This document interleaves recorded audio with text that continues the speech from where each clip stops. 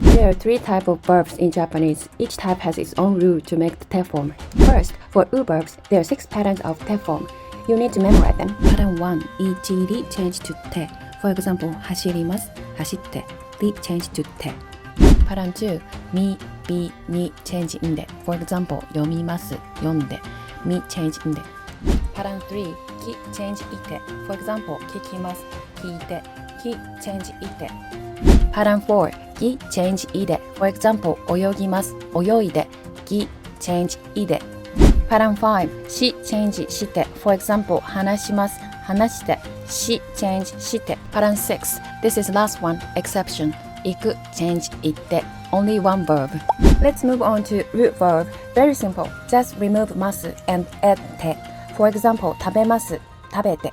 Move on to irregular verbs. No pattern, just memorize. It's only 2 verbs.